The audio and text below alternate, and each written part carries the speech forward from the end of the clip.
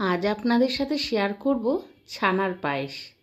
দারুণ টেস্টি একটা খাবার, মানে ভাবার বাইরে। তো এটা করতে আমি 1 লিটার দুধে প্রথমে ছানা করে নিচ্ছি। দুধটা ফার্স্টে গরম করে নিয়ে ফুটিয়ে নিয়েছি, তারপরে লেবুর রসের মধ্যে জল মিশিয়ে নিয়েছি। দিয়ে এই ছানাটা হবার পর এটা আমি ছাঁকনিতে প্রথমে ছেঁকে নিচ্ছি। তারপর এর মধ্যে জল ঢেলে যে লেবুর রসের যে টক ভাবটা সেটা যাতে না থাকে সেই জন্য জল দিয়ে ছেঁকে 1 ঘন্টা রেস্টে রেখেছি।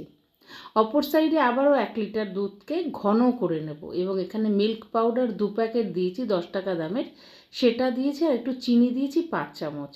দিয়ে এটাকে ঘন করে নিচ্ছি সমানে, এবং 5টা মতো এলাচ দিয়েছি সুন্দর ফ্লেভারের জন্য।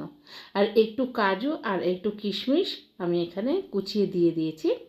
তো এটা ঘন হতে থাকছে, আর অপর সাইডে আমি ছানাটাকে দেখুন একটু মেখে নিচ্ছি। জাস্ট মেখে বলতে অল্প করে, বেশি ডলাডলি করলে মোটেও ভালো লাগবে না। এবার দুধটা ঘন হতে আমি ছানাটা দিয়ে দিলাম। তারপরে 5 মিনিট মতো একটু ভালো করে ফুটিয়ে নেব। দেখুন এই রকম হবে এর টেক্সচারটা।